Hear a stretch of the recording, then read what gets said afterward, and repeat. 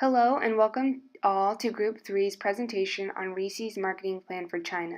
This presentation was created by Hannah, Mahala, Scott, Noor, and Emma for Professor Olson's Global Marketing class at San Diego State University for the fall semester of 2018. The group originally decided to do their project on Italy because they believed that Italy had the perfect market for combining chocolate and peanut butter, since their culture already loves sweets like hazelnut spread, for example Nutella. But with further investigation, the group finally decided to go with China. Companies like Hershey Co. have already penetrated the Chinese market for sweets and chocolate. According to market research from eBrun, the market for chocolate in China is expected to grow in value to 40 billion yuan, which is equivalent to 6.2 billion US dollars by 2020. China overall looks like the most viable based on the statistics for chocolate and peanut butter versus our other four countries of Greece, Iran, Italy, and Iceland. China is classified by the MSCI as an emerging market. However, China has a very large economy representing nearly 20% of total gross world product. China's GDP is valued at 12,237 billion US dollars. Projections by McKinsey and Company estimate that 54% of Chinese will be considered upper middle class by 2022, with a household income between 16 and 34,000 US dollars. Also, 22% of Chinese will be considered mass class with a household income of 9 to 16,000 US dollars. These projections indicate a changing middle class structure with more consumers moving into upper middle and affluent classes as opposed to in 2012, with the majority being mass, middle, or poor classes. As such, the household incomes are increasing greatly for consumers in China. The chocolate market in China also looks promising. The chocolate industry has been growing and is projected to continue to grow at a 15% year-over-year rate. By 2023, the industry will be valued at approximately 4 billion US dollars. Reese's anticipates being able to market 412,863,648 consumers under the age of 25 in China. This is a target market that is larger than the entire population of the United States. Both the Great Wall of China and the Silk Road were created during the Han Dynasty. Paradoxically, the Great Wall was built in order to ward off foreign intruders and protect them from unwanted invasions, while the Silk Road was opened to encourage trade within the West. Much like the Silk Road and the Great Wall of China, the Chinese are open to foreign markets, but they protect their privacy and business practices at the same time. The company chose to use the number 8 as well as the colors red and yellow because of their cultural significance. Ba, or 8, symbols wealth, prosperity, affluence, and social status. It sounds familiar to the word fa in Cantonese, which also means wealth and social status. For example, the Chinese Olympics happened in the year 2008, which symbolized good luck. Red is China's national color. It corresponds with fire and symbolizes good fortune and joy. Yellow symbolizes royalty and power of the throne. It is reserved for the emperor. China was often referred to as the Yellow Earth, and its mother river is the Yellow River. The color yellow shows deference to its past. China has a high-ranking power distance sitting at 80. They believe that inequalities amongst people are acceptable. The Chinese are heavily influenced by formal authority and high-ranking individuals to which they become subordinate to and follow their lead. The Chinese know not to have aspirations beyond their rank.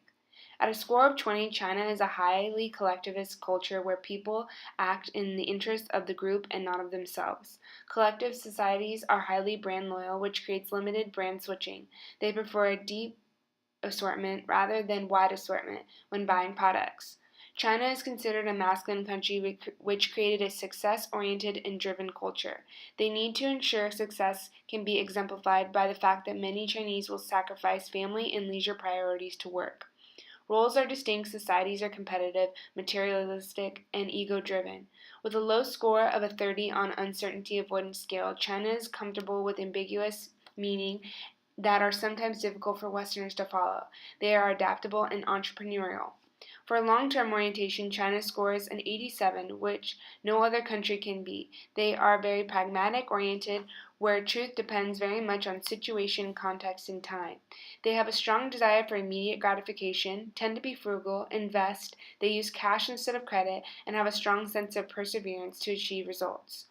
China is a restrained society, which can be interpreted by its low score of 24 on the indulgence scale. They do not put much emphasis on leisure time. They control the gratification of their desires and tend to be cynicism and pessimism. The Chinese have the perception that their actions are restrained by social norms and feel that indulging themselves is somewhat wrong. When first introduced to chocolate in the 1980s, the Chinese viewed chocolate as a luxury gift or exotic treat. Because the Chinese have a very different view of food versus the Western culture, we must take this into consideration when creating successful plans for introducing the Reese's Peanut Butter Cup to the Chinese consumer. The Chinese believe in Min Yi Shi Wei Tian, which translates to "for people, food is heaven." They also believe in an ancient form of pharmacology that calls for balancing yin and yang forces within the body. Yin representing the body being in a cool condition, and yang representing the body being in a hot condition. These temperatures can be regulated by the types of food consumed. Chocolate is a heating food, so it wouldn't want to be consumed during the summer times. The company would then avoid planning the release of the peanut butter cups during the summer season. Since China is considered to have a high power distance index rating, they prefer to have elegant packaging for preferred customers. Hershey will integrate Reese's into the Chinese culture by creating packaging that is a formal and luxurious type. Status means a great deal to the Chinese, so they want to create an impressionable and lasting influence with deluxe packaging and catchy branding. By using the luxury box and wrapped approach, Reese's will capture the interest of the Chinese and have a competitive advantage over the chocolate industry in China. Because Hershey already exists in China, the branding on Reese's will include the name Hershey and Reese's Peanut Butter Cups, both converted into Chinese characters. Hershey will create packaging that incorporates hues of browns, golds, and the use of red as their accent color, all of which is thought to represent what they want the Chinese to think of when they buy and consume Reese's products. The assortment and features of Reese's will entail different flavors of chocolate, which will consist of white chocolate, dark chocolate, milk chocolate, and green tea flavored chocolate, all of which Hershey has already brought into the Chinese market. Reese's will create a pack of 2 Reese's Peanut Butter Cups targeted for youth and people on the go, and also boxes of chocolate with either 8 or 16 peanut butter cups inside, which will be for the classy gift-giving culture China has developed. As for pricing tactics, the company will go with demand pricing, which focuses on setting the price at what the customers are willing to pay. The decision should be about value and not just price. Because the Chinese are not too familiar with chocolate and see it as a luxury delicatessen, they need to set the price not too low so that the consumer will view the product as luxurious. They must also look at customer needs of chocolate and peanut butter, which at this time is low because it is a foreign product to the Chinese.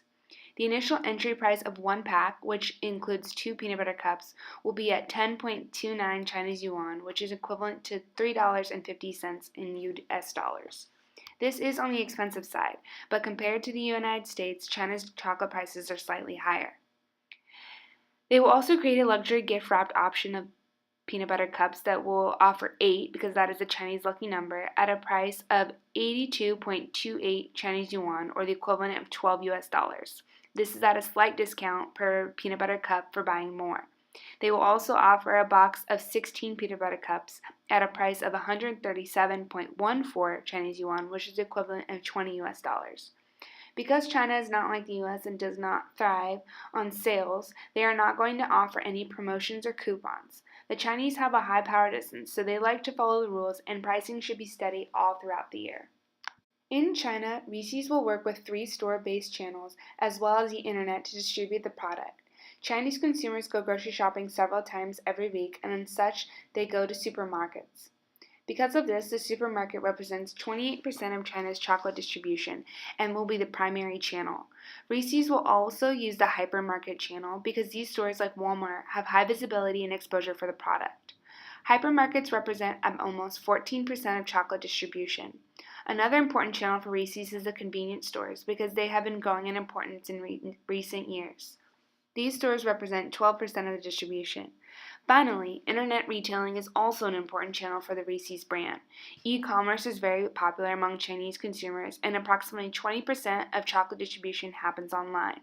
In total, these 4 major channels will allow Reese's to operate in 75% of the country's chocolate distribution network. Having identified the channels for Reese's to distribute the product, it is important to strategically choose which distributors will do so. For supermarkets, Reese's will work with CR Vanguard and Yonghe. These are the largest supermarket chains in China that have a wide distribution system and presence in China. These stores will be very important to the Reese's expansion strategy discussed later. For hypermarkets, Reese's will work with the two largest brands, RT Mart and Walmart, to obtain a high level of visibility and receive a lot of exposure for the Reese's product. For convenience stores, Reese's will work with 7-Eleven in first-tier cities and Carrefour in second-tier cities. These stores are the largest operators in these types of cities and will provide Reese's with great distribution. Finally, for online retailing, Reese's will work with both Alibaba and JD.com, which are major distributors in China, similar to the Amazon concept. Supermarkets and hypermarkets are Reese's primary channels for distribution. For supermarkets, CR Vanguard has 3,162 stores across the country, while Yonghui has 357 Red Label stores and continues to grow rapidly. For hypermarkets, RT Mart has 400 stores and Walmart has 399 stores. In total, hypermarkets and supermarkets provide Reese's with 4,318 store locations across the eastern half of the country. These stores will provide a great deal of visibility and brand awareness. Reese's distribution strategy is to enter the Chinese market via Hershey's established 15 core cities. The provinces that Hershey has distribution in are colored dark orange. Provinces with manufacturing are colored brown, and yellow indicated a province with both manufacturing and distribution. Entering the market in cities Hershey has already operated in, a cost-effective way to introduce Reese's to China. After these markets are penetrated, Reese's will shift from a penetration strategy to a market development strategy. The brand will lead the Hershey Company on a westward expansion up into the Tibetan and desert regions in the west.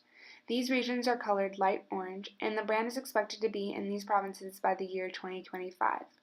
Provinces colored blue represent areas of interest that Reese's will continue to monitor. These provinces have lower population densities than the other surrounding provinces. As explained earlier, Reese's will depend on grocery retailers, especially supermarkets, to distribute the product. The major supermarkets that Reese's has identified to work with are CR Vanguard and Yonghui. These supermarkets have distribution networks that resemble the proposed expansion plan of Reese's as seen in the comparison of the three distribution maps. These retailers are extremely important to Reese's, and if they agree to carry the product, then Reese's has accomplished initial market penetration in all of the provinces that it plans to develop by 2025. These retailers will be the primary way that Reese's will reach its distribution goals.